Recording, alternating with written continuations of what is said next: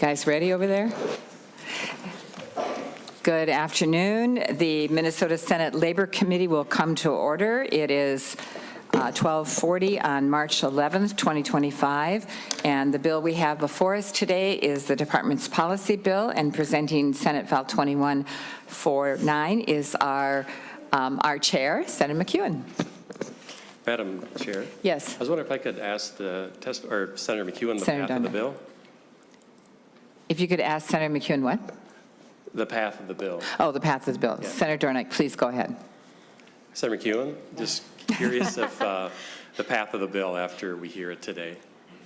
Thank you for that, Madam Chair. And thank you, Senator Dornick, for that question. I may need to just check with our staff just to make sure. It goes to Judiciary and Public Safety. Madam Chair. Senator Dornick. Can I ask another question? Please do. Senator McEwen, so this bill has been flagged by Senator of the Human Services. I've had contact with him, and he would like to hear the bill too. Is that something that is going to go to Human Services also? Senator McEwen. Thank you, Madam Chair, and thank you, Senator Dornick. I have also had some discussions around that. I think any chair that wants to take a look at this bill and hear it should do that. So I have no problem with that. I wouldn't oppose it, and I think that it should receive the vetting that it needs to receive. Senator Dornick, I've also been informed that this bill will go to State Gov. Any more? You might have more. Madam Chair, no, I just, Senator McEwen said it would go to Human Services. She's open to hear it from there, and that's what I'm looking for is that, yes, it will be heard in Human Services. Senator McEwen. Thank you, Madam Chair, and thank you, Senator Dornick. As a point of clarification, I do not know the state, as the bill goes through committee, whether the chair will desire to have it come to Human Services, but thank you. If that does, if the chair does wish to hear it, then by all means, the chair should hear it.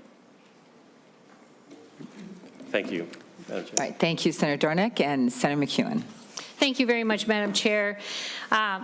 And members of the Senate Labor Committee, Senate File 2149 is before us today. This is the Department of Labor and Industry's Policy and Technical Bill.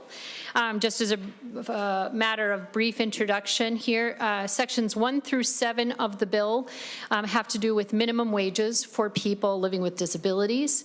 They would implement recommendations from the Task Force on Eliminating Subminimum Wages to close an outdated loophole that allows employers to pay people with disabilities lower than the minimum wage.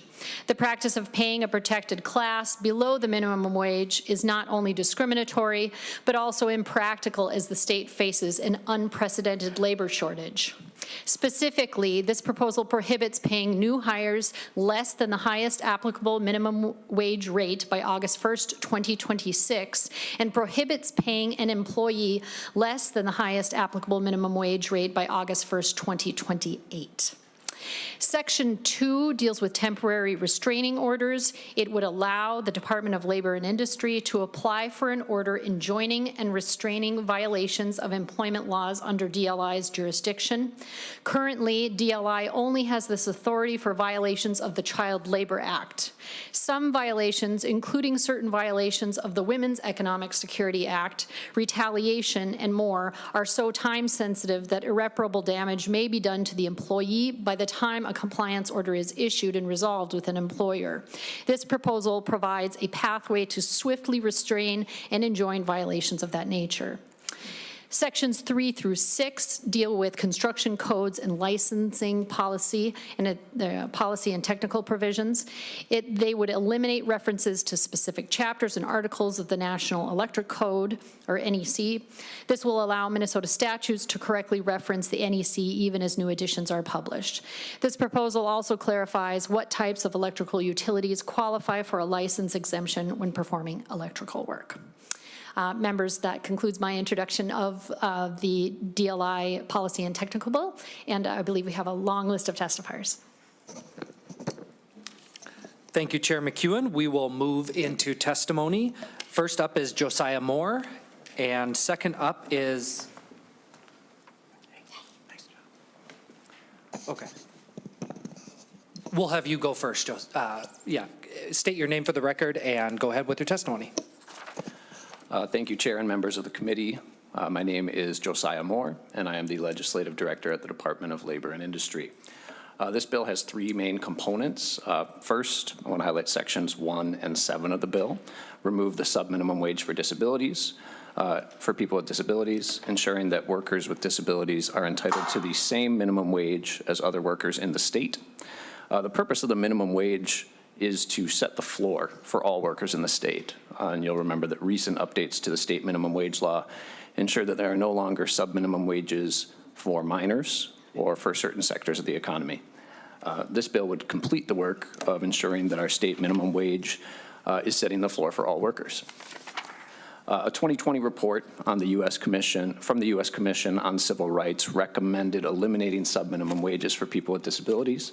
The report concluded that paying low wages to people with disabilities harms their economic potential, and it also highlighted that providers operating pursuant to Section 14C, which is the federal regulation allowing these subminimum wage certificates to be issued, that providers operating pursuant to Section 14C limit people with disabilities participating in the program from realizing their full potential while allowing providers and associated businesses to profit from their labor. People with disabilities deserve to be treated with full equality under minimum wage laws and as fully integrated members of our communities. The second component of this bill is in Section 2, which establishes authority for DLI to apply for a temporary restraining order, restraining an employer from further violations of employment laws under DLI's jurisdiction.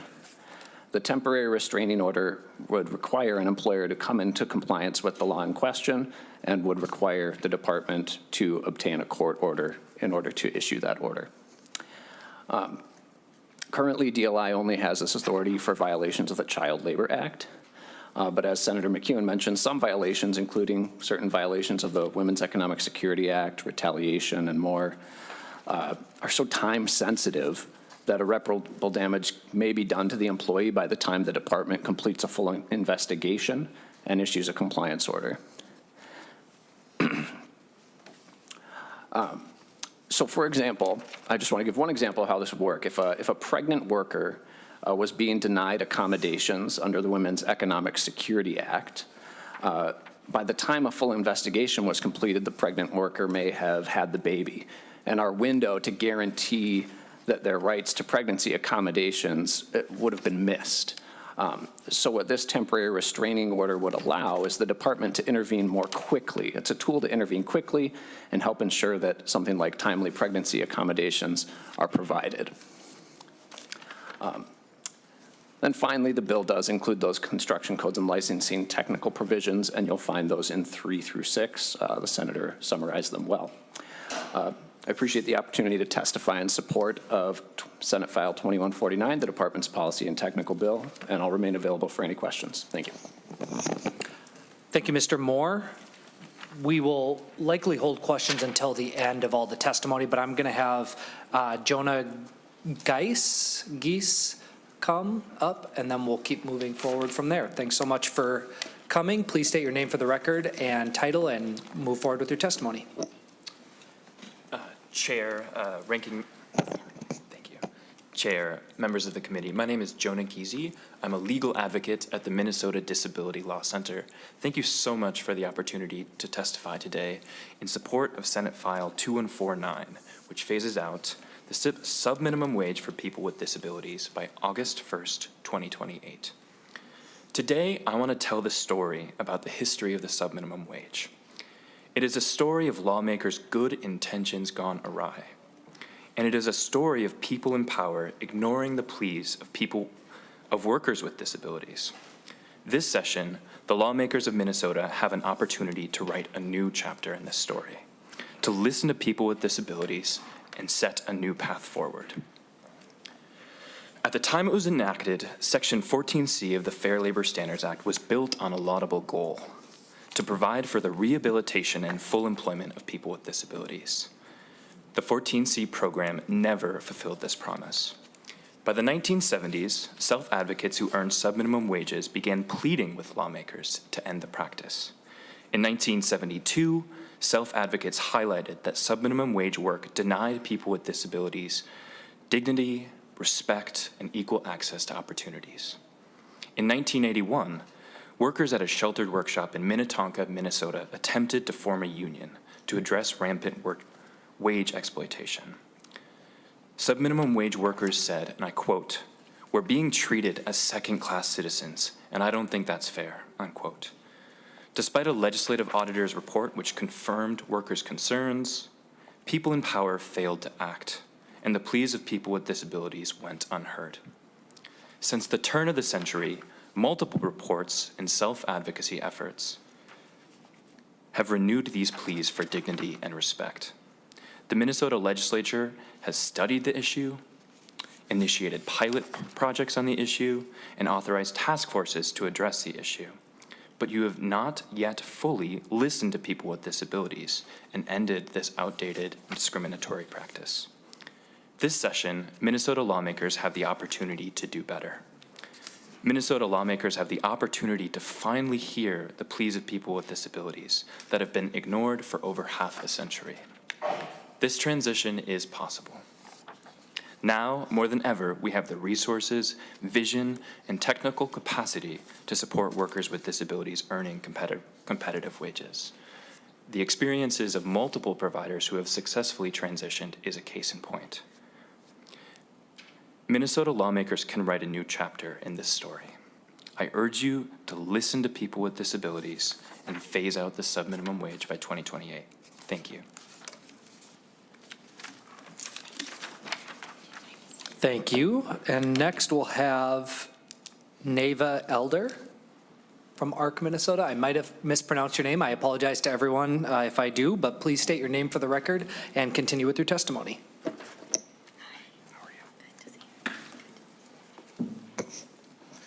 Good afternoon, Madam Chair and members. Thank you for allowing me to share my experience with you. My name is Nave Eldar, and I am the CEO of ARC Minnesota. The ARC has over 600 chapters across the nation, which advocates for the rights of people with intellectual and developmental disabilities. I will also share that I have over 12 years of experience in employment for people with disabilities in Tennessee, which is a state that has already eliminated subminimum wage. So I've been through this process and I've heard the concerns. There's a belief that people with more significant needs cannot work, quote unquote, regular jobs. I had 2 positions that train providers across an entire state, from rural mountains to major metropolitan centers, and time and again, for over a decade, we put people to work in integrated jobs. It's true that they may not be able to assemble items fast enough to get paid a certain wage, but that just means that you find what they can do with supports, which can be anything from weighing animals at a vet's clinic to checking people in using a communication device at a doctor's office. These are 2 real examples. If a person can express the desire to work in any way, then I have witnessed, as have providers across several states, that there's a job out there for them that they will love. There is also a narrative that subminimum wage is a human right based on choice.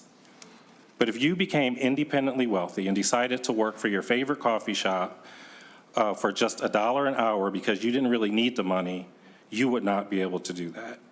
If you are a new graduate struggling to find a job and you go to work for $5 an hour at a bank offering that just to get your foot in the door because your parents will help chip in to keep you afloat, you would not be able to do that. Minimum wage is a protection from exploitation, and we do not have the right to break that. 14C removes that protection from the disability community. I know that this is frightening for some people. I've seen it. You have been told for a very long time that people with disabilities can't. But again, when you look at disabled people, families, and providers from those states that have already gotten rid of 14C, the overwhelming majority will say it made everybody happier. The disability community was valued and worked in places they chose and became a part of their communities. The families were proud, sometimes to a point of tears, for underestimating what their son and daughter could do. And providers were joyful knowing that they were changing lives and helping people live a full life. Not everyone will want to work. We all know people who don't want to work for one reason or another. But those other options are still there. Volunteering, taking classes at day programs with friends, participating in sports, none of that is impacted by this. People with disabilities, including those with complex needs, are far more capable than you realize. I hope we learn, like so many other states, that the time of 14C certificates has passed. Speak to those other states if you haven't. We've learned better, so now we need to do better. Thank you, Madam Chair. Thank you, Mr. Eldar. Next, we'll have Katie McDermott.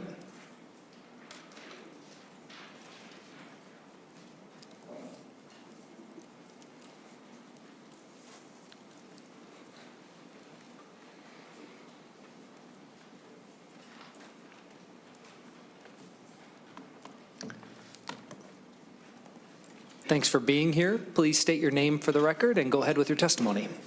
I'm a little shorter, so I'm just going to move the mic to my thing. So hello, I'm Katie McDermott, Chair McEwen, and committee members. My name is Katie McDermott. I work at the ARC, Minnesota. I will talk about my experience working for some minimum wage. I worked for a provider and as a client, but really was working some minimum wage. I helped preparing cards for sales, shorted nuts and bolts. I've been there. You know, that's a real life experience. I remember getting paid a check for $30. Now, I was saying, what is that? Because that was so small. In today's world, you can't get milk and eggs for $30. That's like more like $15, $20, or more than that. Groceries are so expensive nowadays. But using my personal experience, I was able to create a peer mentoring program at the agency. I was paid $8 an hour. As a big difference, the first time I felt like I was an employee instead of a client. I was paying taxes. I had some, oh boy. I had some extra money to buy things I wanted. However, it took me almost like 5 years to start making that much money. Based on my peer mentoring experience, I was hired by the ARC of Minnesota in 2014. For the first time, I got paid vacations and sick days. It was important that people get paid at least minimum wage. I worked for the sub-minimum wage. It was paid such lower wages that I was something that I had nothing to show for my labor. So please keep the value of people in mind as considering changes to sub-minimum wage. In conclusion, I ask you to support in passing the governor's policy bill that would create a transition away from the sub-minimum wage. I have benefited from the true employment, and other people with disabilities would too. And just on a side note, I just celebrated my 10 years working for the ARC with a person with an intellectual disability. That is a milestone in my book. Knowing that I took the risk back in 2014, went in the real world and started working. And self-advocacy is my passion, and that's what I do at the ARC. And with that, made a career for over 10 years. And I still love my job, and I still love what I do. So, thank you. Thank you, Ms. McDermott. Next, we'll have Jean Hoff.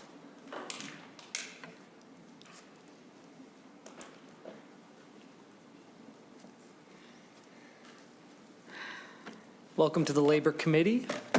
Please state your name for the record and go ahead with your testimony.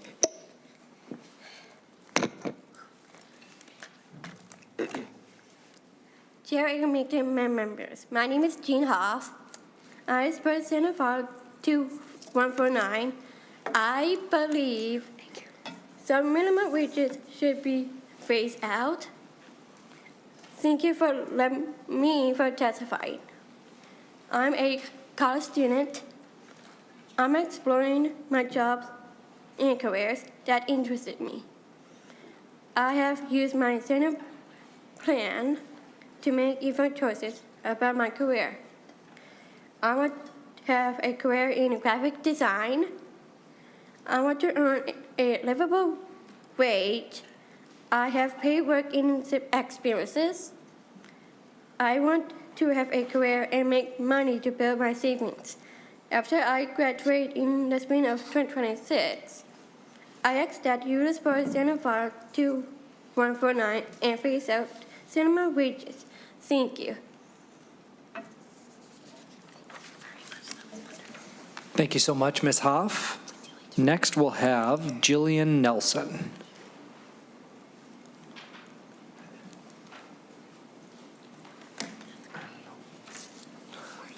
Welcome to the committee. Please state your name for the record and go ahead with your testimony. Good afternoon, Chair and Committee. My name is Jillian Nelson, and I am the Policy Director at the Autism Society of Minnesota. I am also an autistic adult, and I am one of the 4 original self-advocates that started the movement to end subminimum wage in 2020, and later was the co-chair for the task force on eliminating subminimum wage. I have given countless testimonies on this topic, and I could write you pages telling all the reasons this is a human rights issue, but I won't today. Instead, I will tell you what I have been saying since the very beginning. As a disabled person, I would not move this forward if I did not believe we have the tools to support everyone impacted. What I will also tell you is there's a lot of misunderstood ideas about Section 14C. It is not your neighborhood hardware store using this program. It is day programs, paying subminimum wage, providers meant to support people with disabilities, providers who are also getting Medicaid payments to support people, and often donations from their community. These providers often have CEOs with 6-figure salaries and lobbying budgets that surpass my entire team's salary, while at the same time saying they can't afford to pay 150 people minimum wage for an average of less than 8 hours of work a week. I will tell you that when business is contracted with these providers, are told that the workers doing the labor are paid below minimum wage, because often they do not know that. Most are happy to pay more to ensure equitable wages, and in many cases end up direct hiring workers and giving them more hours and more opportunities.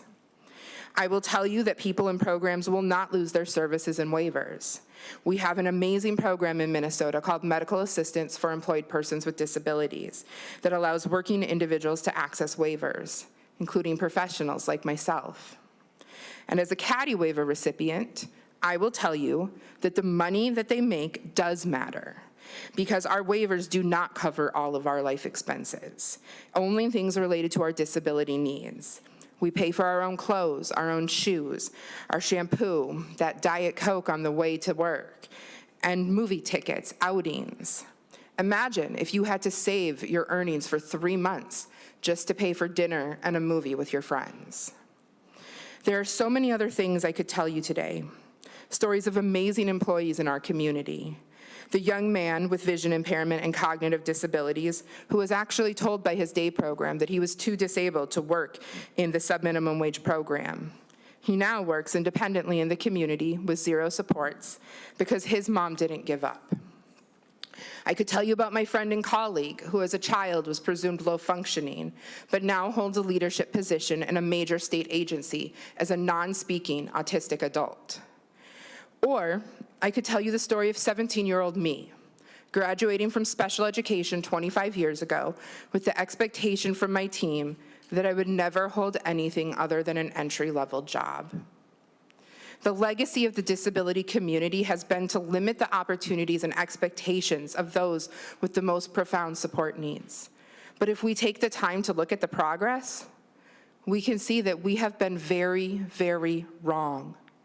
The limits were not because of individuals' abilities, but rather society's inability to think outside the box, be innovative, open-minded, and to create a truly inclusive society. I believe it's that time. I believe that we have the tools in place to finally grant people with disabilities equal pay and equal respect in the workplace. Subminimum wage is an antiquated system that has continued to survive due to so many ideas that simply aren't true. The worst of which is that people aren't capable of more. We are all capable of something. when we create space and support and believe it's possible. I believe that in Minnesota it's possible that we have equal pay for people with disabilities. And I thank you for your support in ending subminimum wage by 2028. Thank you, Ms. Nelson. We will go to Margie Sillery, and I believe she's virtual.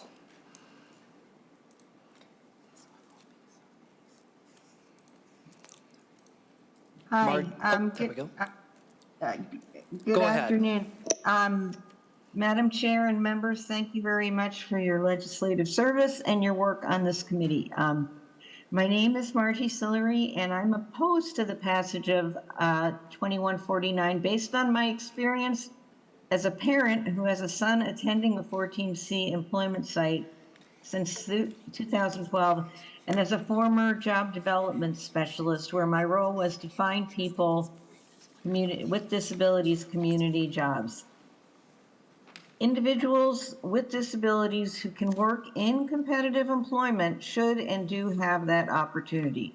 However, for many who are unable to work in competitive employment due to severe cognitive impairment, a better choice is available. If businesses and agencies are mandated to pay minimum wage when those individuals cannot work at a competitive pace, the result will be fewer businesses for providing work for individuals with disabilities.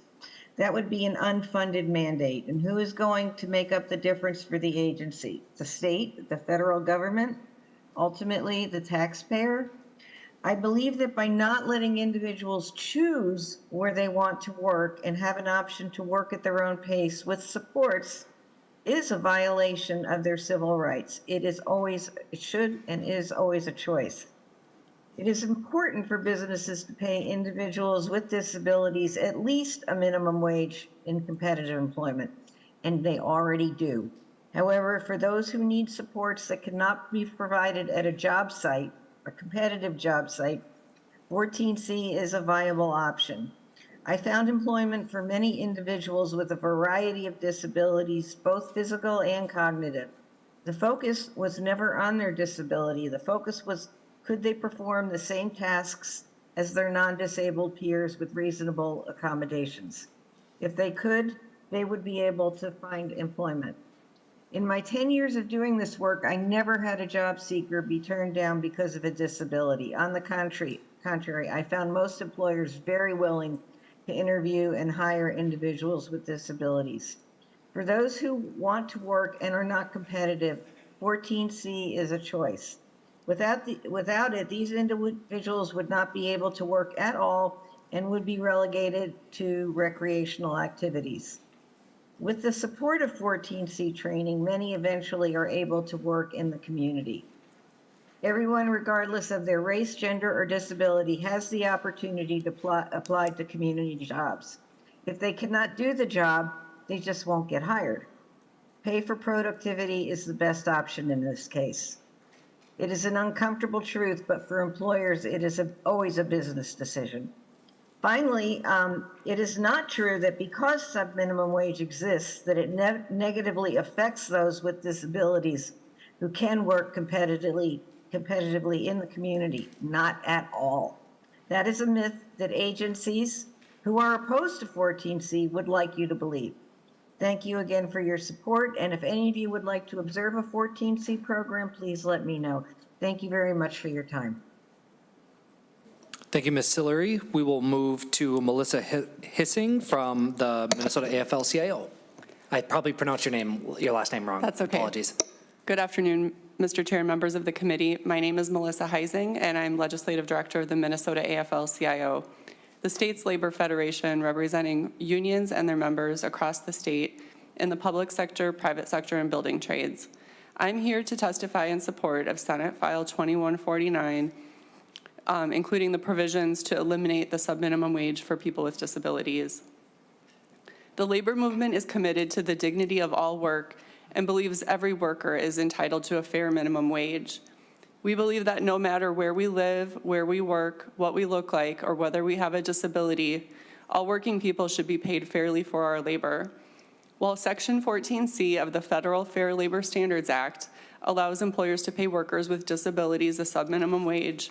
This policy is a holdover from an unjust moment in the early 20th century when people with disabilities were isolated from mainstream life.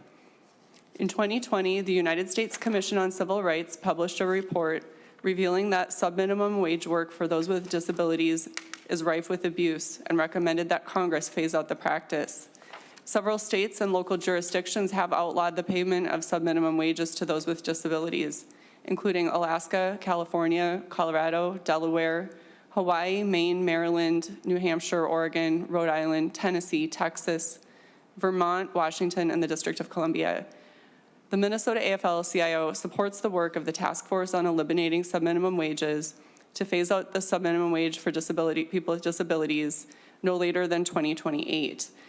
I also want to highlight that Minnesota AFL-CIO supports the temporary restraining order, a provision for DLI, to provide an important tool to rectify violations of labor law in a timely manner. Thank you. Thank you so much. Next, we'll have Sue Hankner.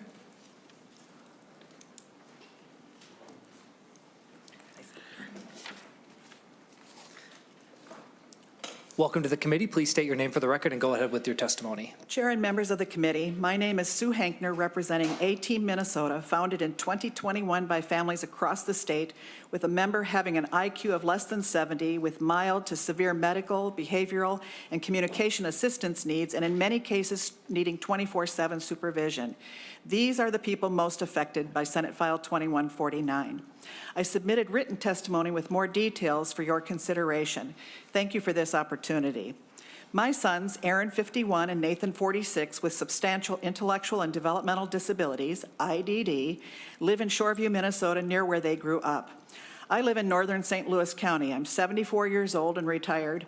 My professional education and experience are in the areas of developmental psychology, psychology of learning, and in business planning and development. A-Team Minnesota opposes 2149. Advocacy organizations receiving government funding and proposing a mandate for 14C certificate holders to pay minimum wage know that funds are not available to pay the cost of minimum wages to people choosing 14C work options. Their written testimonies on Senate File 683 state they want to eliminate this work option. These advocacy organizations deny the existence of our family members. They want you to believe that all people with IDD are the same. They're not. There's a spectrum of IDD from mild to severe. Self-advocates who testify in favor of this proposal do so using language and speech that can be understood. They are not personally affected by this legislation. Our family members are personally affected. Because they do not have understandable language and speech, they rely on their family to speak on their behalf. Per proponent past testimony to date, they want to shut down all communal living and create center-based work options currently available to our loved ones. Shutting them down leaves no developmentally appropriate housing, work options, or day programs from which to choose. Proponents aren't concerned with the developmental needs and wants of people with substantial IDD. They don't honor their person-centered plans and informed choices. If they cared, they would give them a seat and voice at their table. Proponents reject the input of families most affected. They present themselves with all knowing what is best for our family members. They deliberately excluded us from everything that has led to this proposed legislation. That's well documented. They oppose comprehensive planning of disability services for people with IDD per their testimony against Senate File 683 that calls for comprehensive planning of disability services for people with IDD and IQ of less than 70. They seem to fear planning future disability services based on data and direct input from people with substantial IDD and their families. They do not recognize the severe crisis in disability service systems today, failing systems that will get worse with proposed reductions in funding. Our family members are and will be severely affected. Comprehensive planning is needed now. Under current funding restrictions, loss of services, and no services available in rural areas, a dangerous environment is created for people with substantial IDD. Please reject Senate File 2149 as it is not funded and will result in further loss of disability services. We respectfully ask that you support comprehensive planning before going down the path that jeopardizes what our family members with IDD need and want. Thank you for this opportunity to present our perspective. Thank you so much. Next, we'll go to Carrie Tram.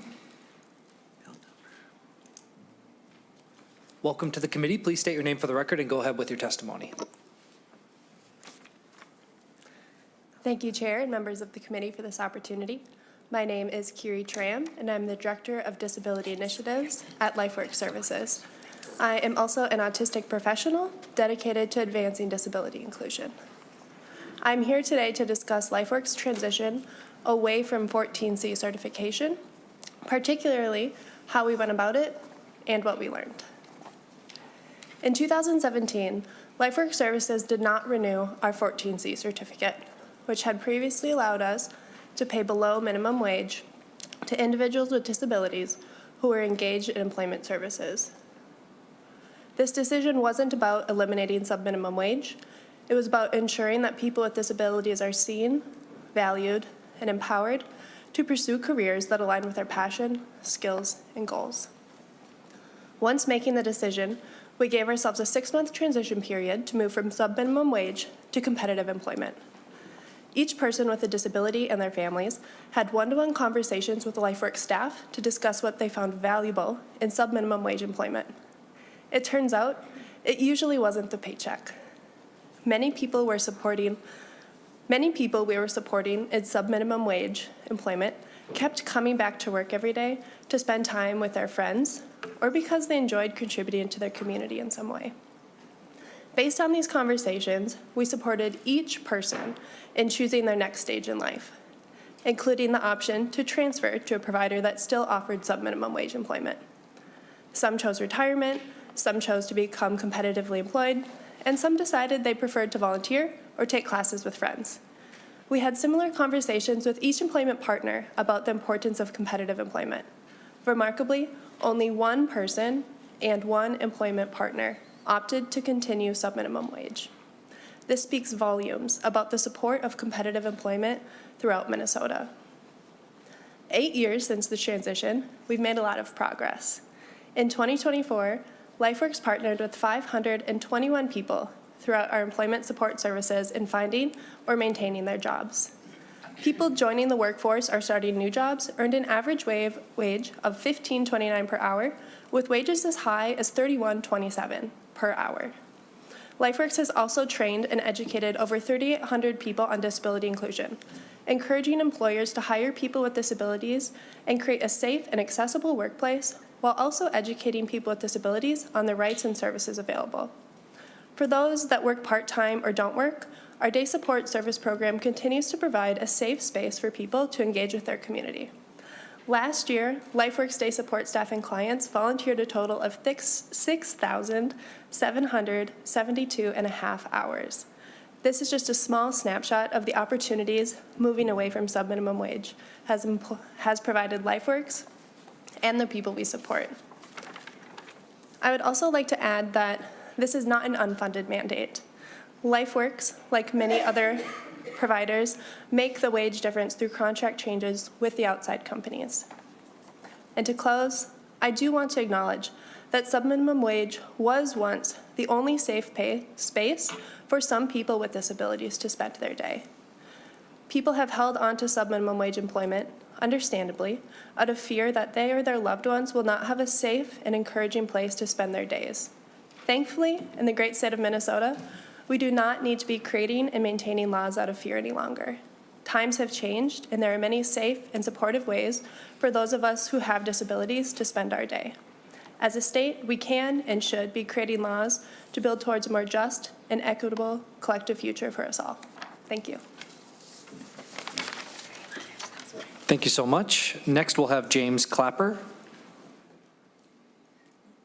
Thanks for joining us. Please state your name for the record and go ahead with your testimony. Thank you. Good afternoon, Chair and members of the committee. My name is Jim Clapper. I'm a parent of a 38-year-old working under 14C. I am opposed to subdivisions 6A and 6B, which would eliminate the utilization of special minimum wage provisions contained in 14C. The 15 states that have eliminated use of 14C have experienced much more loss of employment by people with intellectual and developmental disabilities than any gains in competitive integrated employment. I'm also opposed to the bill. It has no appropriations for funding to implement such a transition. This proposed transformation is certainly not going to be free of cost. My son Bob has been working under the provisions of 14C for 17 years. He started working in a center-based employment program doing packaging work and was making about $2.35 an hour, based on his productivity as compared to a non-disabled worker. He has developed his skills and work ethic over these years, is now on a mobile work crew at a grocery store making a little over $9 an hour. We are very proud that he has improved his skills and his work ethic over this time and has tripled his productivity. He is very proud of that as well. He does require close supervision and has very limited language skills, so probably has reached his potential. If 14C is eliminated in Minnesota, he will not likely make it to competitive integrated employment and may end up in just life enrichment and volunteer work only, which is unacceptable. This is especially true if no funding is provided for this transition. I've taken the time to study what's been happening in Minnesota with efforts to transition away from special minimum wages. One project provides some interesting data. In the spring of 2022, the Minnesota Transformation Initiative was started and grant money was awarded for the transition of competitive wages. 8 employment service providers committed to relinquishing their 14C certificates, and the University of Minnesota Institute for Community Integration was chosen to provide technical assistance. As reported in Access Press in January 2025 edition, 689 people with IDD employed under provisions of 14C at the start of the project across those 8 employment service providers. Only 43 people have achieved competitive integrated employment so far, or about 6%. 14 of these people remain in 14C protected jobs, presumably with the one provider who dropped out of the project. The remaining 632 people, or about 90%, ended up in either center-based or group employment or moved to life enrichment type activities only. I've made repeated requests to get more information as to how many lost their employment without success. The full report is promised for the spring of 2025. I requested data from the Department of Human Services concerning the grant money that is approved for this project, this specific project. Mr. John Thompson from DHS communicated to me on January 13 that $3.4 million was awarded to the U of M ICI for technical assistance, and $2.4 million was awarded to 8 employment service providers for a total of $5.8 million. The results available so far do not give me any confidence that my son and the other 3,500 people currently working under 14C like Bob will have successful outcomes if 14C utilization is banned in Minnesota if SF 2149 is passed. This is most certainly true if no funding is provided with the elimination. I would recommend that the Senate Labor Committee schedule a hearing and review this $5.8 million project and make your own determination if eliminating 14C is a good idea and if it can be done for no cost. I would love to provide this committee more information I have gathered concerning the experiences of 15 states who have abandoned the use of 14C, but it would take much longer than my allotted 3 minutes. I would be happy to send you my reports called Startling Facts about FLSA Section 14C Special Minimum Wages. The bottom line across these states is that they spend a lot of money to transition some people with IDD to competitive integrated employment, but most ended up without employment. I recommend the Senate Labor Committee reject SF 2149 or amend it to remove any 14C phase-out language. Thank you for taking my testimony. Thank you. Next, we have Ethan Vogel. Sorry.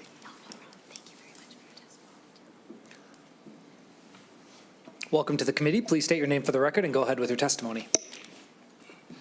Thank you, Mr. Chair, Madam Chair, committee members. My name is Ethan Vogel, Legislative Director with AFSCME Council 5. AFSCME is a public and private sector labor union, and at Council 5, We represent roughly 43,000 working Minnesotans across the entire state. We believe there is dignity in all work, and there should be dignity and prosperity and opportunity for all workers. In that spirit, our union supports ending the use of the 14C certificates, the subminimum wage for folks with disabilities. The Fair Labor Standards Act of 1938 is widely celebrated within the labor movement for protecting children, establishing a federal minimum wage, the creation of the 40-hour work week, and the establishment of overtime protections. These were all nothing short of monumental achievements for many working people in America. But this law wasn't perfect. And for the more than 10% of Americans living with a disability today, the idea that they can be paid a subminimum wage for their labor is archaic. AFSCME members get the protections and security that comes with having a union negotiated contract, whether they are an able-bodied person or not. But some AFSCME members, through the course of their working careers with previous employers, have been subjected to this outdated law and paid based on their disabilities rather than their abilities. It's been nearly 90 years. In 2025, in our great state, we know how and we have the capacity to support people, to see beyond a disability and identify strengths and capabilities and to find suitable employment where the individual can thrive.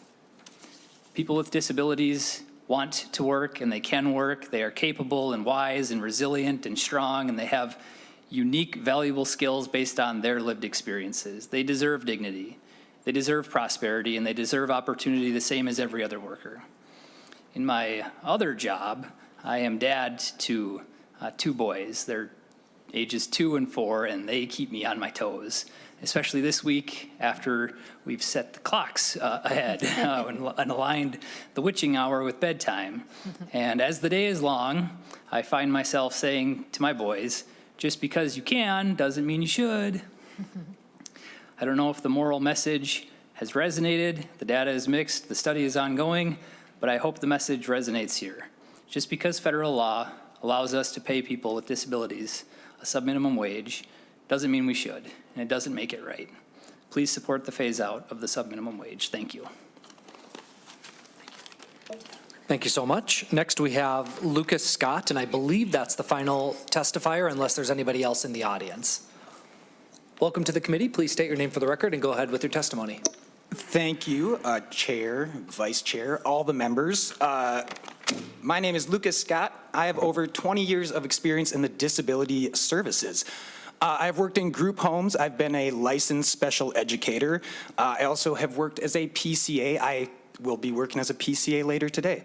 I also used to work at the Autism Society of Minnesota, where I did training and social skills and things like that. I've spoken at the Department of Homeland Security conference about working with individuals with disabilities, especially in crisis situation. I come here today, though, affiliated with no one. I'm here with my own opinions and experiences. Over the years, I've worked with individuals in group homes. In the early 2000s, I worked with some individuals who had been institutionalized, and then they got put in a group home, and then they got jobs working for sub-minimum wage, and I got to see the benefits that this had on their life. But despite that, it always seemed exploitative, that they were going and doing work, but not actually getting paid for it. As a society, I've actually seen us do this a lot, where we use disabilities to devalue labor. For example, recently one of the strongest arguments against paying Lyft and Uber drivers fair wages was that we are using those Lyft drivers to transport people with disabilities. So we are subsidizing our lack of funding for metro mobility and public transportation by saying tech companies in California, you can treat your workers poorly, and we'll put money into that so that they'll use those services. So I prefer us fund those correctly. I've seen similar, if anyone has been to a sporting event recently, and you go to the concessions, and instead of trained employees who know how to get your ice cream cone, it'll be volunteers from a nonprofit or a corporation that requires volunteer work, and then you get poor service. The companies save money, but they get to advertise that they're helping people with disabilities. Meanwhile, there's a bunch of people who do not have those jobs. I believe that sub-minimum wages both devalue people and the work. So people with disabilities are valuable. We are all valuable. I had some anecdotes here that I feel I can't really share because they're not my stories, and some of them like HIPAA laws. But I can tell you, I've seen many people who, when given the chance to go to a company that pays the minimum wage and appreciates what they have to offer, they excel. And I will tell one personal story. When I was at the Autism Society of Minnesota, we had someone who helped us with social skills, and they had applied for a full-time position as the front desk worker. And we had a conversation about whether their disability would get in the way of their work. And I said, we're the Autism Society. We got to give them a chance. This person is now the first policy director at the Autism Society of Minnesota and does amazing things. She showed that her abilities she wasn't even in the right spot at the front desk. Her abilities were so much greater in this other role. So I wish that we would value people. I know we're at the labor thing, but I wish we valued people more for just their productivity and the value they give to our communities, because I think then you'll find that those places that hire those people are better. You'll prefer to go to them because they're nicer. Thank you for your time. I'm happy to take questions. I don't leave the house much, so you have me. I'm here. Thank you.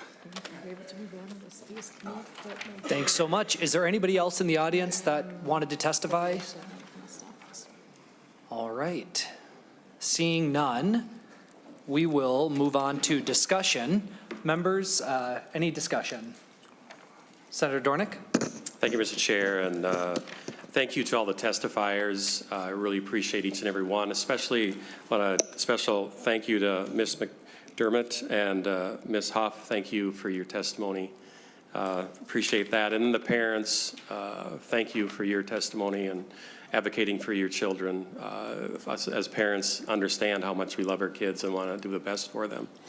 And I think this bill, we desire, all of us here want to protect those with disabilities. So all of us agree on that. It's just sometimes how do we get to that spot?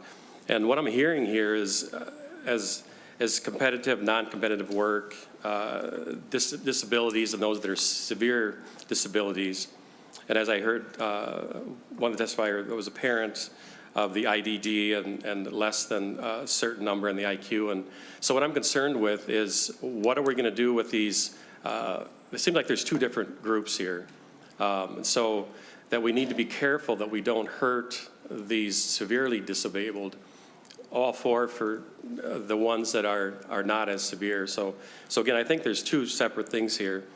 I do have a question, Mr. Chair, to Senator McEwen.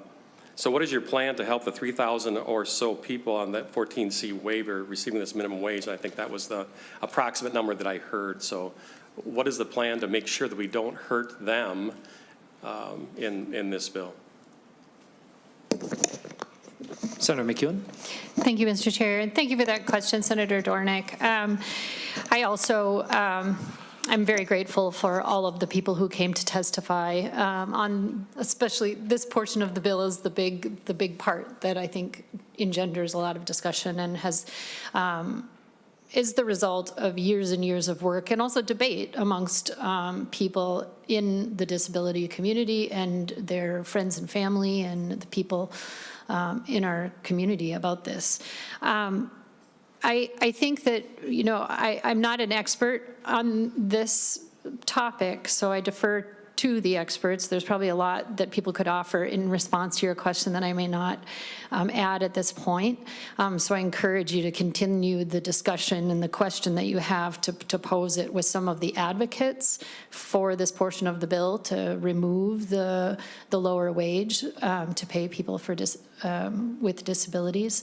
But a couple of things come to the top of my mind. One, I do feel strongly that when work is being done in our society and we decide that there is a minimum wage, which we have done, and I think that we heard testimony I thought was quite apt. You know, if you wanted to go work and you thought maybe it was okay for you to work sub-minimum wage, an employer wouldn't be allowed to hire you to do that. And we've decided that that is the best way to ensure that we're not in some sort of race to the bottom that doesn't respect the inherent dignity and rights of people in our society, because there would be those, if we didn't have that minimum, there would be instances where people would be taken advantage of. They would be paid starvation wages. We've had a lot of debate in this committee actually about the minimum wage and whether how meaningful it is at the level that it is right now. So we already have a problem with how low the minimum wage is. But to be paying people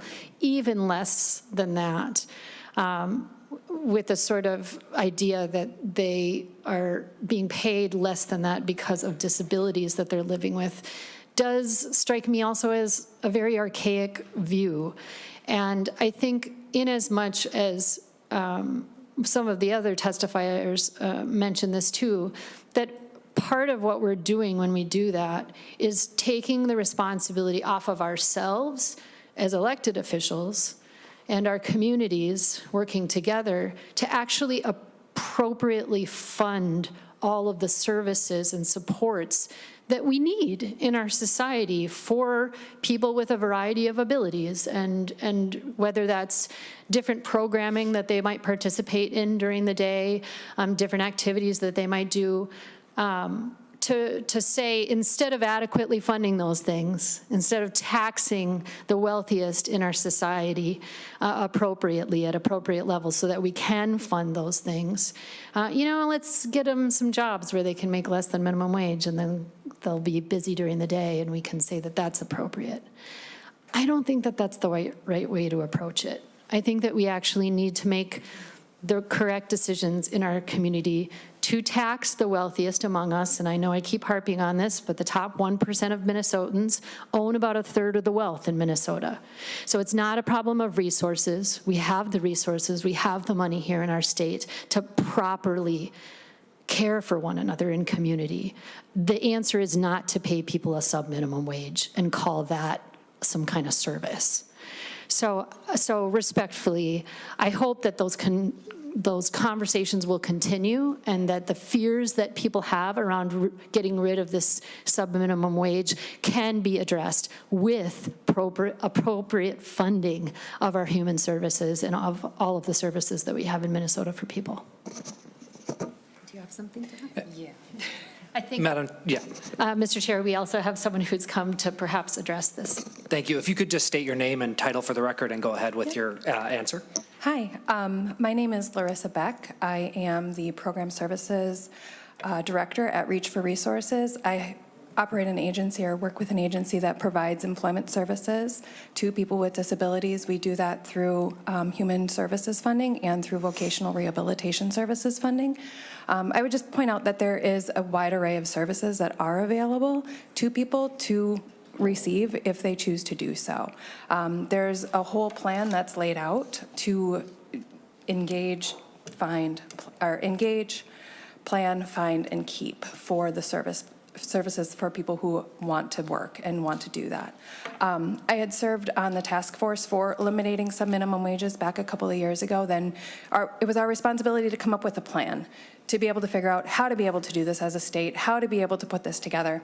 And it's really about educating people about what options they have available to them. Those 3,000 people who are in those services working sub-minimum wages are in a service that's called pre-vocational service. And in that's where they're allowed to be able to be paid sub-minimum wage.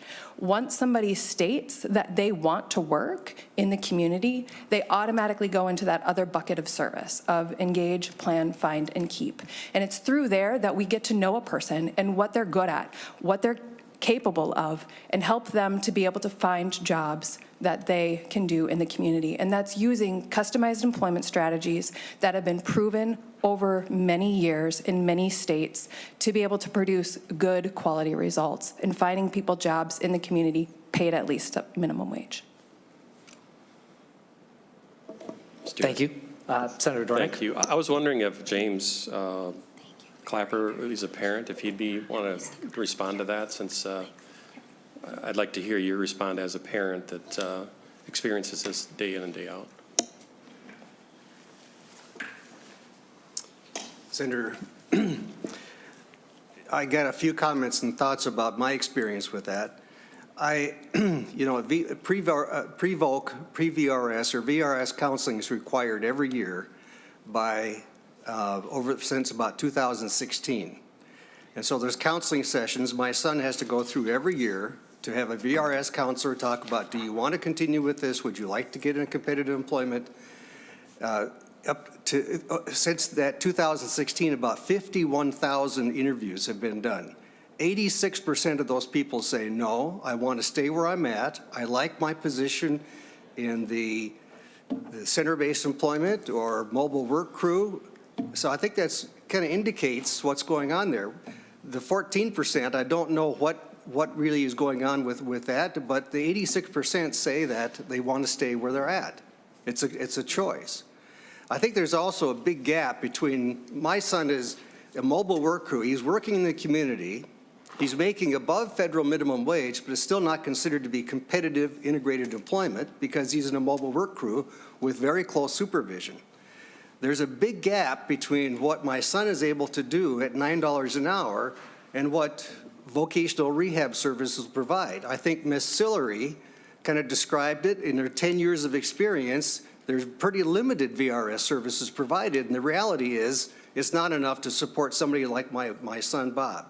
So if he could not continue what he's doing and had to go into a competitive integrated employment with very limited VRS support, that's a huge gap. He would not make that bridge. I also do not support that there's a lot of services and supports in Minnesota at this point. There's temporary grant funding through about 2026 or so through this MTI project. It's done at that point in time. Will the technical assistance continue at that point? What will happen at that point? So from my experience of talking to many parents and seeing what's going on in that environment, I just don't support that VRS services are really that prevalent and available for people like my son with an IQ probably around the mid-50s that likes to do what he's doing. It's special minimum wages. Thank you. Appreciate that. I'll pass for now on other members. I have more questions, but. Mr. Chair? Oh, yep. Senator McEwen. Thank you very much. I believe also Ms. Beck wanted to respond just to a couple specific issues that were addressed in the question and answer there. If she could just have a quick moment to provide a little bit of a response. So thank you, Chair McEwen. The every 6-month check-in piece is coming from WIOA, the Work Innovation Opportunity Act. And with that, each person who is receiving some minimum wage services or who is living in a residential facility is asked if they want to keep and continue to stay where they're at. And so that is not necessarily something that's done in coordination with VR. That's done, I mean, VR is typically going to be a part of that conversation, but it's not VR who's prompting that and doing that. That's done with those service providers. The other thing that I would say, just in addition to this, is the work that's being done within those service providers would be able to continue. Part of those 8 providers who had given up their sub-minimum wage certificates, one of them was TSE. They kept their facility going, and people who are in that facility work are still doing that. They're just getting paid minimum wage to do it. Part of that is going back to those employers that are contracting that work out and requiring that the work get paid enough to give everybody at least minimum wage to do it. So it's sometimes just reworking those contract negotiations or just paying people minimum wage to do the work. Senator Gruenhagen. Oh, thank you, Mr. Chair. Yeah, thanks for everybody's testimony. I have a nephew who falls into this category, so I do have some experience with it. But I know there's a lot of passion on both sides. But if you choose 14C, can you also choose to apply it to a regular job? at minimum wage? Can you make that choice? Based on Mr. Clapper's testimony, it sounded like 14% made the choice to leave 14C. Is that correct? So, just wait for the chair, sorry. Yeah, just go ahead with your testimony through the chair and then to Senator Gruenhagen. Thanks. So with those 8 providers who had given up their subminimum wage certificates, there was an extensive process that was gone through with each of those different 8 providers. ICI was involved, and they were there to be able to help and assist those providers go through that process. They did interviews with every person who was in subminimum wage to see what they wanted to do and how they wanted to move forward.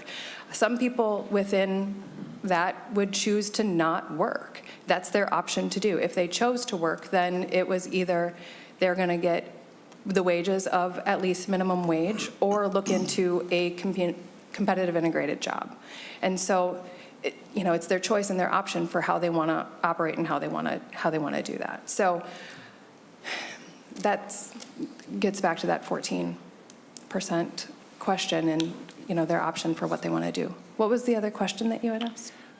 Senator Gruenhagen. Oh, Mr. Chair, yeah. The question is, if there's an individual on 14C, can they decide to apply for a regular Sure. position with another company or whatever at minimum wage?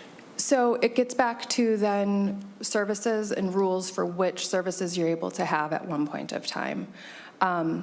Christy might be a good person to be able to answer that question specifically as to whether or not you can receive pre-voc and the other service. But one thing that I will say to go along with that is people have the capability to have an array of services. And realistically, the goal is to be able to have day services, if you're not working, is where day services are operated and done, and those employment services working hand in hand together. So if somebody chooses to attend a day service program, they have the capability to do that and work. So Senator Gruenhagen, would you be okay if I asked the other testifier? I think she might have the answer to your question. If you could just state your name and title for the record, and then I'm hoping you're here to address Senator Gruenhagen's question. Thank you. Yes, thank you, Mr. Chair, and Senator Gruenhagen. Christy Grom with the Department of Human Services. So under our Medicaid funding services, day support services, pre-vocational services, and all of the employment services, you can choose multiple services in that array. So yes, Senator Gruenhagen, someone could have pre-vocational services and then be exploring in other services as well. Senator Gruenhagen? Oh, thanks for that response. Yeah, and that basically was the testimony of Margie Sillery, that you're taking the choice away, that there are individuals who cannot work at a market rate or minimum wage, so they would prefer to have that. We also had that same testimony from Mr. Clapper. And I would ask Mr. Clapper to come forward and Josiah Moore to come forward for my next question.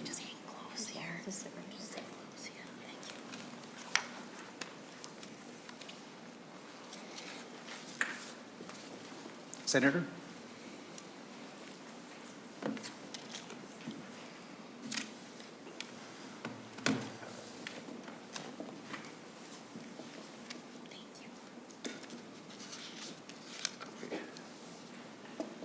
Go ahead, Senator Gruenhagen. Okay, thank you, Mr. Chair. Yeah, my next question has to do, I'm a statistics person, okay? And Mr. Clapper shared some pretty compelling statistics about the 15 states who did initiate a minimum wage under 14C and some of the negative consequences. He also talked about his son, the advantages of being able to choose 14C and to be able to work at a sub-minimum wage, not to be not valued, but it gives him an opportunity you might not otherwise have if there wasn't a 14C program. So I guess when I heard your testimony, I didn't hear a lot of statistics about the 15 states that implemented minimum wage. Do you have any statistics as far as responding to Mr. Clapper's testimony? Go ahead, Mr. Moore. Thank you, Senator Gruenhagen, for the question. I don't have those statistics, but I would defer to any advocates in the room who might have more knowledge of those statistics in other states than I do.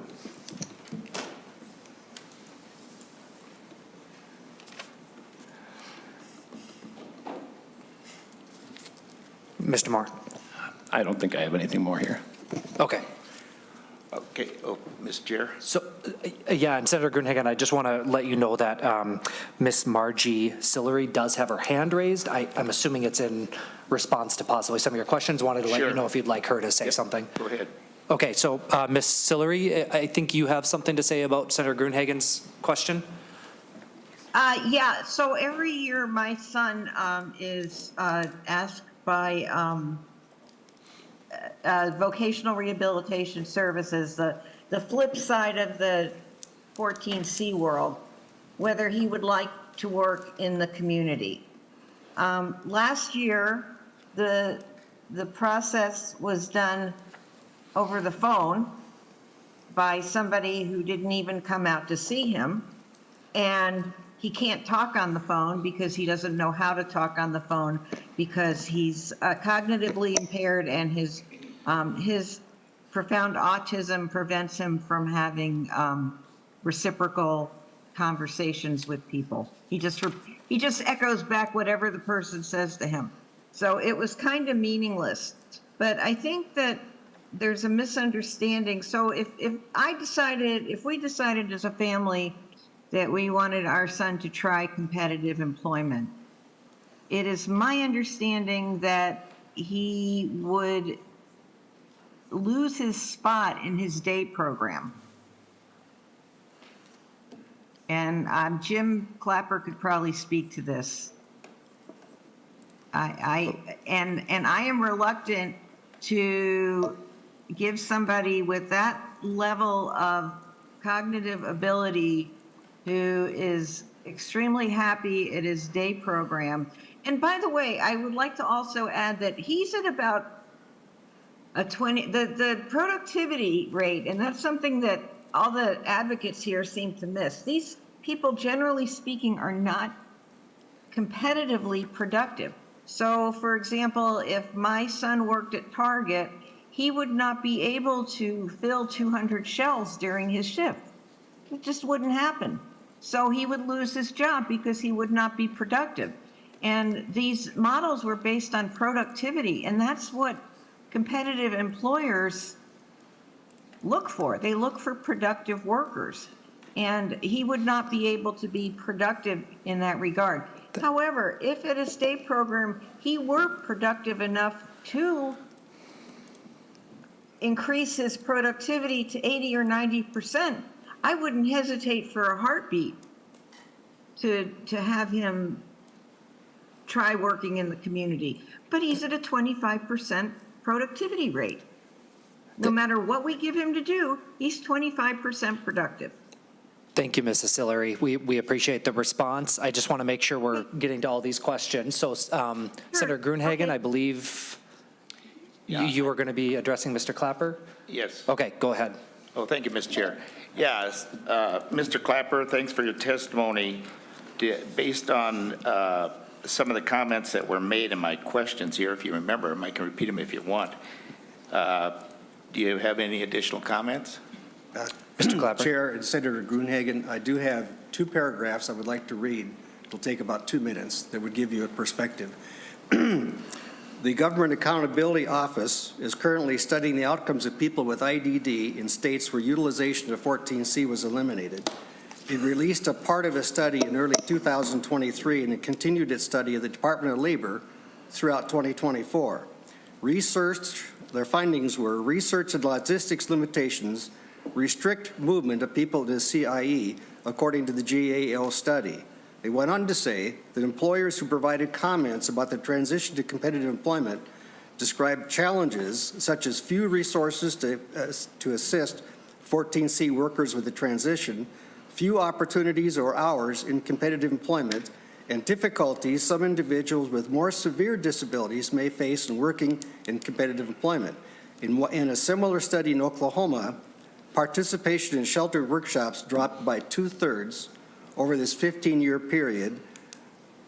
There were no corresponding increase in integrated employment, although the number of subjects who were sitting at home almost tripled. Moving on to something else that is really across the states that we're talking about, the Congressional Budget Office has studied the potential impacts of S2488 Raise the Wage Act of 2023 if it is passed. One provision will eliminate 14C on a national level. Taking those factors into account, CBO projects that on the net, Raise the Wages Act in 2023 would reduce employment by increasing amounts over the 24 to 29 period. They went on to say the larger mandated wage increases would cause larger increases in joblessness. The increase in joblessness might also be relatively large because the disabled workers affected by this section of less predictive than the adults who are subject only to Section 2. The state of Maine was an early adopter to eliminating center-based employment centers and the utilization of 14C in 2001. George Washington University conducted a study of the long-term impacts of the implementations of the statute. Many of the individuals who are working in sheltered workshops at the time the policy was implemented are no longer working, are working fewer hours, or doing volunteer work instead of paid work. One last paragraph. Washington State was also an early adopter in closing center-based employment programs and then eliminated 14C a few years ago. A 2012 update from Washington State noted that despite the investment of $50 million into employment services for the intellectually and developmentally disabled, only 17% of the severely affected adults were able to find jobs. Thank you, Mr. Clapper. And I just Closing comment. Yeah, make a closing comment, and then I just want to say let's try to stick to questions, answers to the questions, and keep moving through with this because there might be others. Senator Gruenhagen for a closing comment or question. Thank you, Mr. Chair. Just a closing comment. I appreciate the testimonies. I just find that rather than not valuing the work, we're taking away opportunities for some of our most severely disabled. And again, if a person is on a 14C program, my understanding, they can apply for a competitive workplace job. So we're taking away a choice of someone who is severely disabled and probably needs the advantage of a 14C program more than what we realize. And so for that reason, I get strong concerns about this bill. Thank you, Mr. Chair. Mr. Chair, before we... Senator McEwen. Thank you. Before we move on completely from this line, Ms. Nelson is here, also had joined and wanted to just give a brief response. Great. Ms. Nelson, go ahead and state your name for the and title again for the record, and go ahead. I'm Jillian Nelson. I'm the Policy Director for the Autism Society and a disabled adult myself. The first thing I want to clarify is that when I began working on this 6 years ago, we had over 10,000 individuals in Minnesota that were being served under subminimum wage. Mr. Clapper's data doesn't quite follow. We have less than 3,000 now. The move towards integrated employment is very clear that this is what people want. We are not necessarily talking about finding all 3,000 people a job at Target stocking 200 shelves. One of the biggest pieces that has been missing from this conversation is the words customized employment. We don't have to go find a job in the newspaper, in the want ads, on Indeed. What we have to do is create spaces. It might not look the way it looks for an average employee, but everyone is capable of something. When we talk about Section 14C employment, Senator Gruenhagen, and taking away that opportunity, what you need to understand is that Section 14C actually limits what type of jobs people are capable of doing. People in Section 14C can only do a job that can be conducted by a time study. So it is primarily things like assembly. I am the public policy director through customized employment. If you were to take me to any one of these day programs and give me a time study to see how many widgets I could assemble compared to someone without a disability, I would also make subminimum wage. When we remove the limitations of Section 14C, we open up 1,000 million possibilities of different types of work people could do. So yes, maybe someone can only achieve 25% productivity doing this one specific type of work. But can they go into their dentist office and check patients in? Can they weigh dogs at the vet office? Can they hand out samples at Costco? Can they fold towels at the local gym? We had someone come in last year and parade a client in front of people and say all he's capable of doing is shredding papers or putting papers in folders. Where's my committee administrator? Would you like to have some help with someone shredding papers and filling folders for this committee? There is customized employment opportunities in every single employment sector we have in the state. If we stop limiting people to time studies, if we stop using antiquated data, which, to correct Mr. Clapper, there are now 18 states in the state of Minnesota, or in the country, that have eliminated their subminimum wage, not the 15 he speaks of. And across every single state in this country, there are people with disabilities that are saying this isn't okay. And maybe I don't have a child like their children, but I do have my partner's child at home. I do have a cousin with profound intellectual disabilities. And I may not speak for their children, but I can tell you that my lived experience is more in line with their children's than theirs are. I know what it's like to be discriminated against because of my disability. I know what it's like to have someone doubt what I'm capable of because of my disability. But I also know what it's like to sit in my office at the front desk, like Lucas talked about, and have someone see the potential that I am much better than the limited minimum wage opportunity I was allowed at the Autism Society, and that if you give me the support, if you give me the opportunity, I can achieve great things. If we don't give these people an opportunity to achieve great things, do we stand for anything our state claims to stand for? We only know what they're capable of because that is all we've allowed them to be capable of. If we give them the opportunity, I assure you, they will surprise us, and our state will be all the much better for it. Mr. Chair, my name was mentioned. Just like to respond briefly. Thank you. Senator Gruenhagen. Oh, thanks for that testimony. I know you have strong opinions about this, but I come down on the fact that you're taking away choices from some of the most severely disabled adults. And you have the freedom to apply for a competitive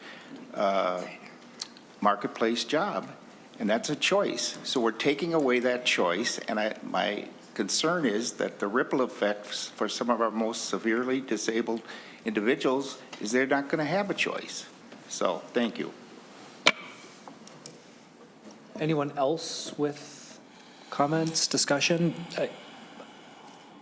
Mr. Elder? Yeah, Senator McEwen. Mr. Elder has joined us with the ARC Minnesota, I think has also a response. Okay. Go ahead. Just very, very quickly, again, because I'm coming from a place that didn't have subminimum wage, and I came from a place that was one of our waivers is called Employment and Community First Choices. It's a myth that people can't work. I don't care how complex their needs are.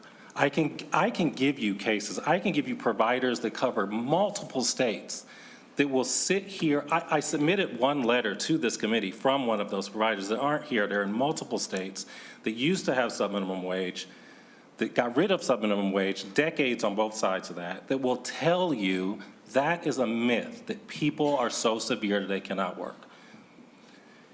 People that cannot communicate verbally, that have quadriplegia, that are intellectually disabled, they are working in competitive jobs. It's just not true. Like, we do it every single day. In the data, I was responsible in my state for collecting data for employment for people with disabilities, and the statistics are not correct, what were presented earlier. One is really too complex to even get to the real number of it. And then there's so much nuance to it that it's not accurate. And so, I would just say, I encourage you, almost plead with you to talk to states that have done it yourself to ask these questions. And they will tell you that people that you are calling the most severe are finding jobs. Or they would get rid of it. They could repeal it. They could go back to 14C if they wanted to, but they don't choose to because it's working. And if somebody isn't working that didn't transition, that's a personal choice. Nobody has to work. And unfortunately, and I believe what you said, which is we live up to our expectations. All of us live up to our expectations. And this group of people are told they can't work from the time they're babies. So when you come in and you tell them, yes, you can, I will help you, and they have a little success, it is amazing what they start accomplishing. And I'm sorry, I said I wasn't going to be passionate today. I apologize for that. But this is something that I lived in it, I worked in it, and I have literally had family members cry to me because they were like, nobody has ever had an expectation for my child, including me. And then you came in and changed their life. So, and there's research to back that up, which I can also submit. I would be happy to submit research on that fact as well. I'm done. Thank you, Mr. Eldar. Senator Liskey. Thank you, Mr. Chair. Mr. Chair, Senator McEwen, something that I find a little concerning after hearing some of the testimony, actually both sides of the argument they're here for a reason. They're here to argue from both perspectives, and they're here to argue in support of or against a bill that they have a huge passion about. The thing that we haven't actually gotten a chance to talk about too much is that the budget proposal that we have here in the state of Minnesota in front of us is looking to cut $1.3 billion from people with disabilities. I'm concerned about our budget proposal and then throwing something like this in and at people that maybe this is their only way of enjoying their day-to-day life. And, you know, I've worked and talked to constituents in my district, and I've heard the argument from both sides of the argument in my own district. And so, unfortunately, I have to decide which one is more correct or not correct, and I don't know that there's a right answer in this situation. I'm going to end up siding with the individuals that are going to be the hardest to advocate for themselves, the people that can't advocate as easily for themselves. And so with that, I'm going to offer the A1 amendment. Senator Liskey offers the A1 amendment. I can hand it out.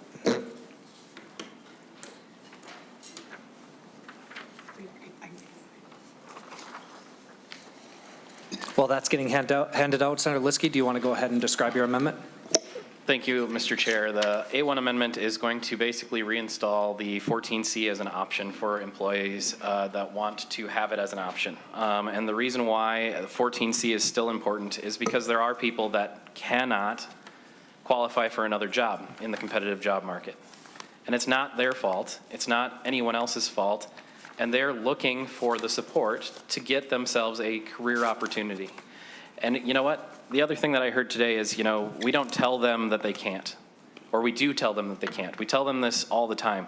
And the thing is, no, I don't think employers tell people that they can't do something. In fact, the 14C employees or employers generally are telling them that they can do something, and that they're giving them something worth living to do and finding ways to do it. And the other thing that I've learned is that from listening to everybody testify here is that sometimes by doing the 14C employment, they find out that they do qualify for other jobs that are not under 14C. And so with that, I look forward to a yes vote, and I would like to call for a roll call vote on this. Roll call requested, roll call granted. Any discussion? From the, okay. Senator McEwen. Thank you very much, Mr. Chair. And just so that, to make sure that everybody understands what the amendment would do, who's in the audience. So part of the bill that I've introduced today, which is the Department of Labor and Industries Policy and Technical Bill, which does include the special certificate prohibition, so the phasing out of the sub-minimum wage for people living with disabilities. The amendment that has been offered by Senator Liskey, the A1 amendment, would remove those sections that are dealing with the sub-minimum wage for people living with disabilities. So it's like a delete of that part of the bill. Respectfully, I oppose, no surprise, the A1 amendment that you have offered. I do think that there has been sufficient work done over the years on this issue to advance this bill. And I also think that it is important for these discussions to continue, perhaps in other committees. You know, here we are in the Labor Committee. We talk about work, we talk about pay, we talk about quality of working life for working Minnesotans. And so it is very appropriate that we've had this big discussion today about this and heard from so many advocates. But I think that this needs to continue this discussion and moving forward. I think that it's probably a good thing for, as this bill advances, for other committees to hear it, this part of it as well. So I respectfully oppose the A1 amendment, and I think that the testimony that we've heard today speaks for itself. Thank you. Senator Kupek? Sorry, Mr. Chair, I know you asked before, and I didn't signal fast enough. I could feel like I was late to this because I was stuck in state and local government and missed some of the earlier testimony. And this is headed to Human Services, is that correct? Judiciary, Senator Kupek, first. But it would head to Human Services, I believe, yes. Eventually will get to Human Services, okay. Because I know, like Senator Liskey, that I have heard from constituents in my district on both sides of this. And I certainly think anybody that's out working in a job, bagging groceries at the grocery store, they deserve to be paid absolutely at least a minimum wage. But I do also know that there are programs designed specifically to bring people together, to get them out into, out of their houses into a greater area, and that really it's more about the programming than so much about any of the work that they're actually doing at the programming. And I would be afraid that might, raising the minimum wage deter those programs. But I also think I would prefer probably to pass this on. And I do think maybe the Human Services Committee is a good place to have those discussions. So, thanks. Any other discussion? I will just say, I've met with parents in my district with severely, let's see, I want to make sure I use the right word, severe IED. And I've seen these folks in person, and my concern is similar to what Senator Gruenhagen and Senator Liskey are bringing up, which is I want to make sure that these folks have an option to get in the door to employment. And I think there's an opportunity here for us to give them that option and then find the great resources that so many of the advocates have found to expand upon their employment and find new opportunities. My fear is that many of the constituents that I have met and the parents that I have met who have brought me their kids, who are now grown adults for the record, will not be given those opportunities if we take away the subminimum wage. That by getting rid of the subminimum wage, what we're doing in essence is for severe IED people, we are making it so that they will just never enter employment in the first place, that we are putting them into places where they might be volunteers and not getting paid anything, that they might be in services where they're not getting those employment services to show them new employment opportunities. So that is where I'm at. I also represent a very rural area where many of these services are not as readily available, so I have concerns about that. What I want to see is a further process to discuss this issue, talk about severe IED as well as the disability community, and figure out how we can make sure that we're doing subminimum wage appropriately and effectively to help the most amount of Minnesotans. And so for today, I'll be voting for the amendment, and I hope that further conversations can happen. Is there any other discussion?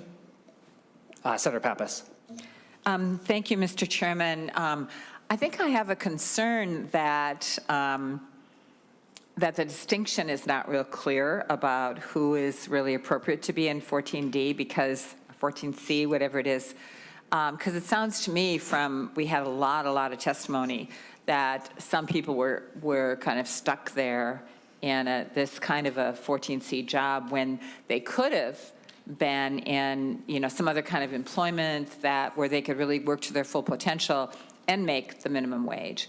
So I think we should keep it in, and we should continue this discussion at the Department of Human Services, at the committee of the Human Services Committee, which I think is very, very experienced and familiar with the disability community. And, have a kind of further dialogue about, is it appropriate to continue? What are those organizations that work with 14C? What will they be doing? And we have a workforce shortage, and it does seem to me that the potential of many, many people with disabilities is not being reached currently. And I'm excited to hear about all the great stories of people who have really been able to reach more of their potential. I have a granddaughter who's autistic, and I kind of think about her as well, is that, her language skills aren't so good, and she has some behavioral issues. She's 13, but she's very competent in many ways. She's a whiz at directions, and she's really good with the babies, and she's a very good cleaner. We all love that, right? Her mom especially. And she loves going to school, but she's limited in how much she can learn. But I do really hope that there'll be a place for her. She lives in Florida, go figure, where she really can, make a wage and feel satisfied and really be able to reach her potential, which certainly she has great potential. Thanks. Senator Marty. Thank you, Mr. Chair. Since everybody else is getting into the discussion, I will too. And that is that I remember many years ago, the state had a lot of sheltered workshops.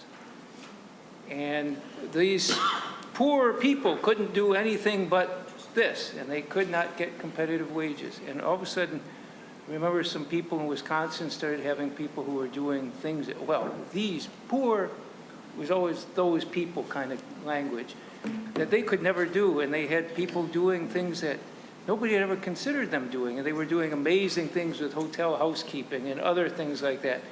And every time we do it, we make a change moving forward on this. You have programs. I think I read that when the state started provided some funding a couple years ago to help move programs away from this. Some of the programs did move away from it. And the trouble is it becomes sort of a crutch that we can do this. This is what we do. We provide this piecework usually, piecework kind of employment, which is not employment in that sense, and that many of them can, as some of the amazing testimony talked about, can find other positions. And I don't see this as that provision eliminating the 14C as meaning we're going to stop other services. Because bringing people into day programming and other things where they're together with people, where they're learning, where they're doing things, that's very important, and this should not be used to take away from that. But saying that we just continue the 14C program basically means some of the providers keep focused on, this is what we've always done. And I remember it's early in the 80s, 50, 40 some years ago now. As early as the 80s, people were starting to say, maybe that's not the only solution. And they started doing it, and more people were finding out they could be treated as humans and get jobs and so on. And there are some people who would choose not to, who may not find a job that works for them and so on. But it's not saying we're going to put you into, okay, you get a job at Target, or you get a job here. They require some support, require help in getting them there.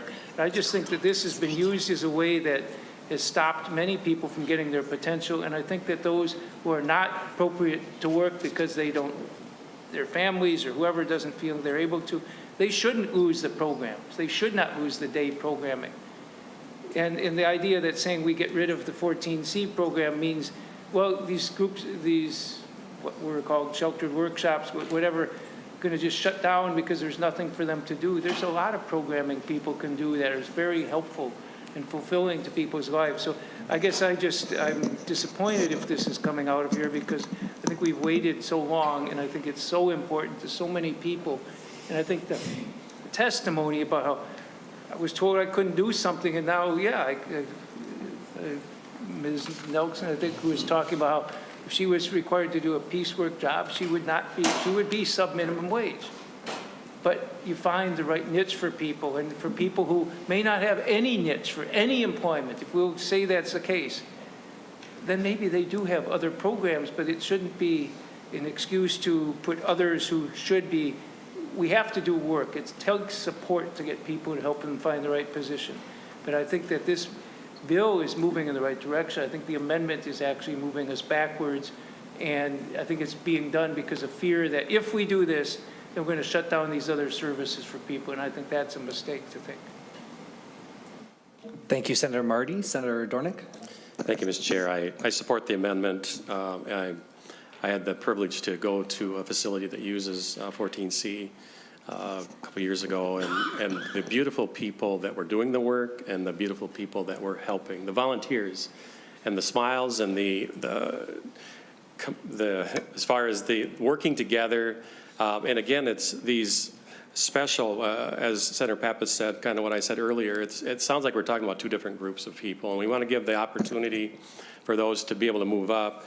And this has been discussed in the Human Services for the last 3 years, so obviously there's discussion that's been having, and it was mentioned about being started here, and just a little question about that.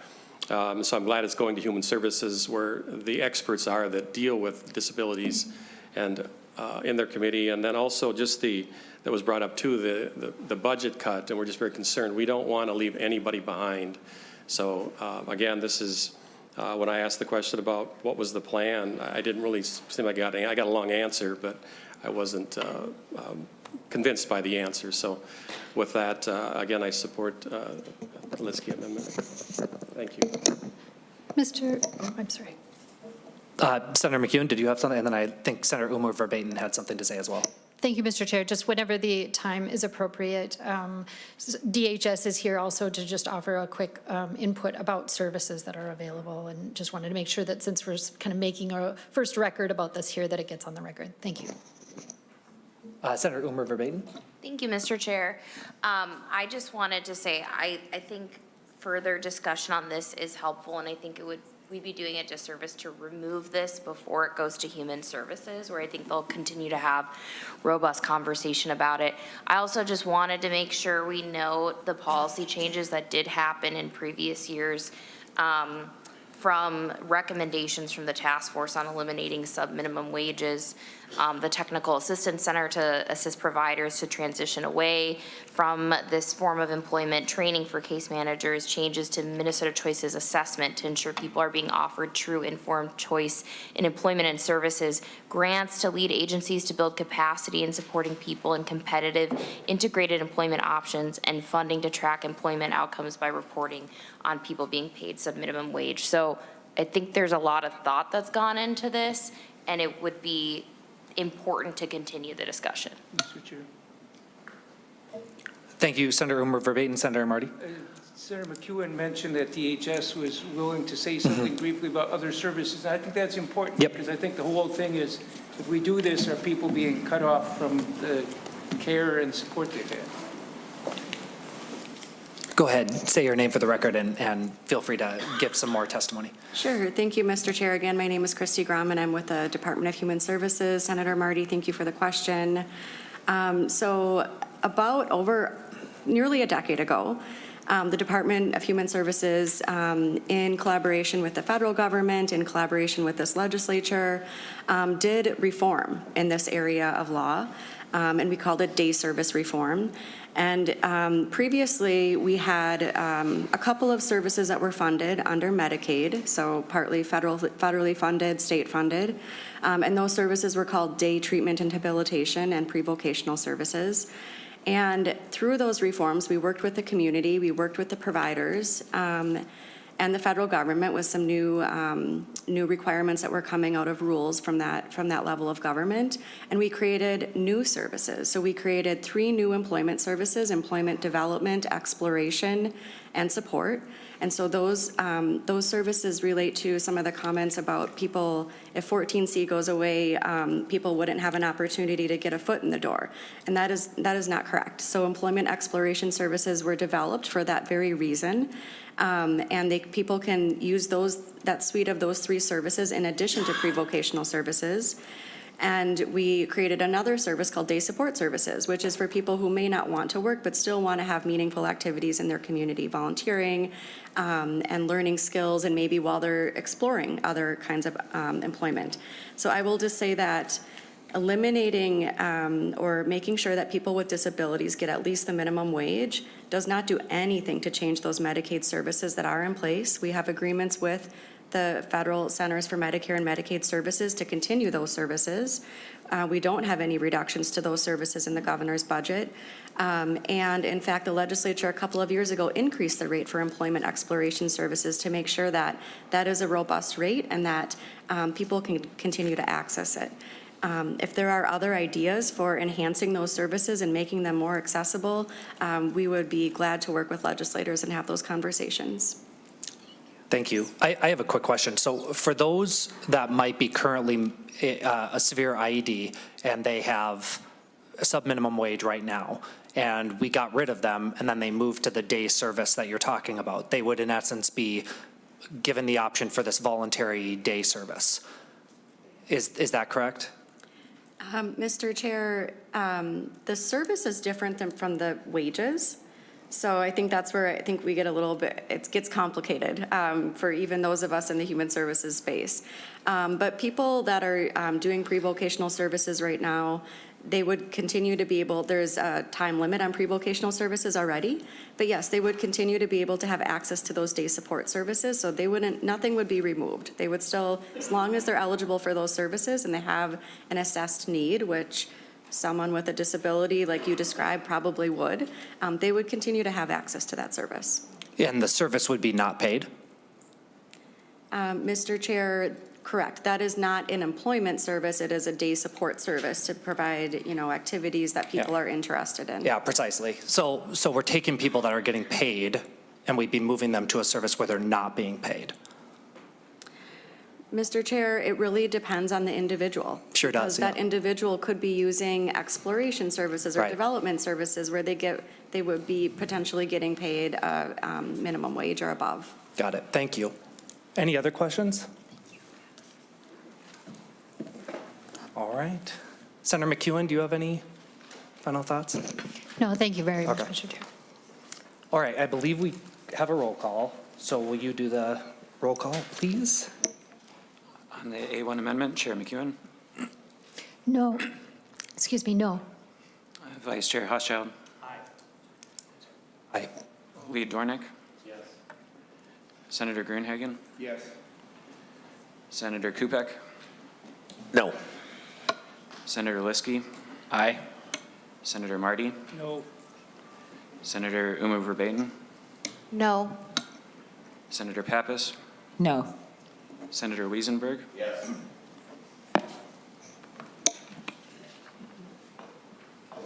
Five ayes, 5 noes, it does not pass. Any other discussion or amendments? Mr. Chair? Yep, Senator McKinney. Could I respectfully request just a very brief temporary recess of our committee for a moment so we can have some discussion about the path of the bill before we proceed? I know that we're at the end of our time, but I would like just about 30 seconds to a minute just to discuss with the chair and some of our members about the path.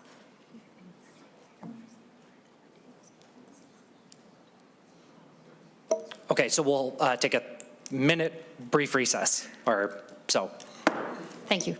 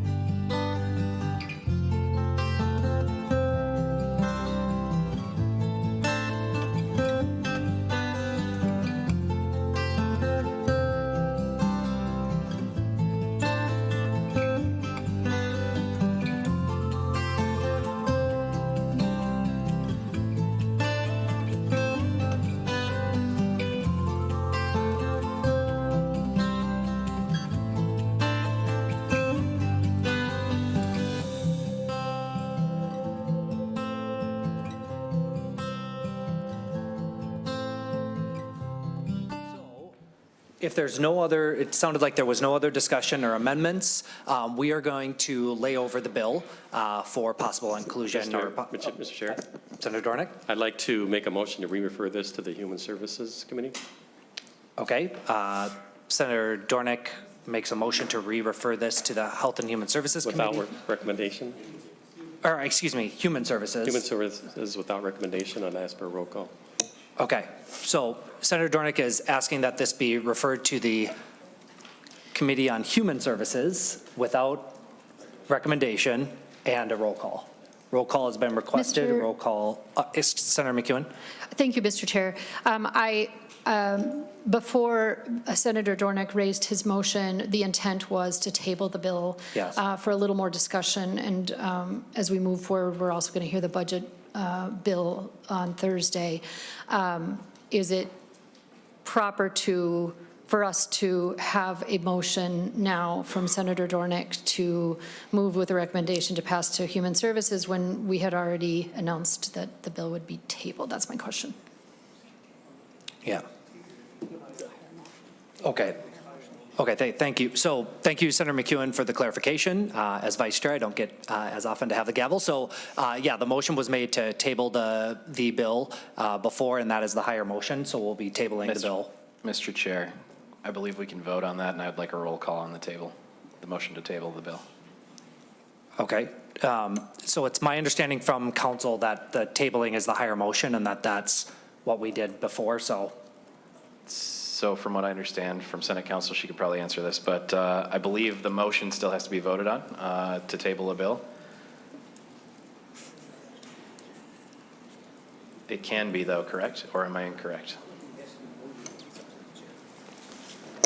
Mr. Chair, I'm going to have to double check on that because this does not happen very often. I'm not sure I've ever seen a table motion be voted on, but if you want to recess briefly, I can check with people that maybe do this more often and let you know, Mr. Chair.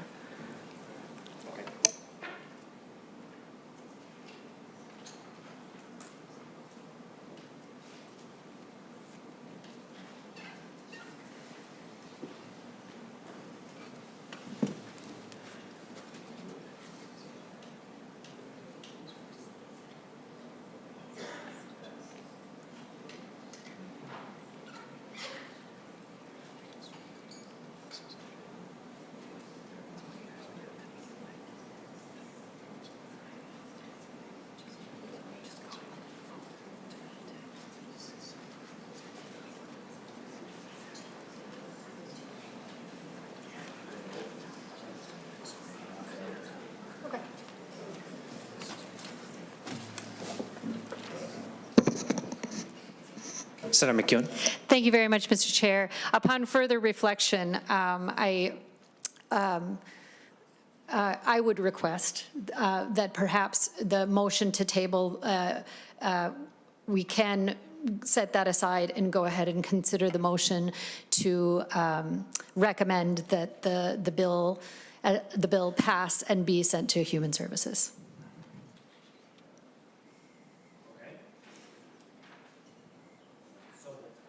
So we'll take the bill off the table. Senator Dornick requested that we refer the bill to the Senate Human Services Committee without recommendation and a roll call. Roll call requested, roll call granted. Go ahead. Chair McEwen? Yes. Vice Chair Hochschild? No. Lead Dornick? Yes. Senator Grunhagen? Yes. Senator Kupek?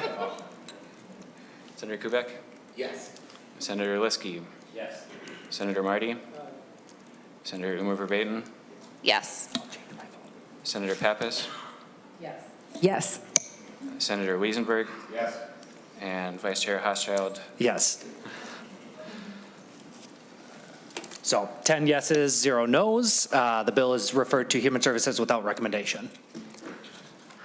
And with that, I believe we are adjourned. Thank you. Thank you very much.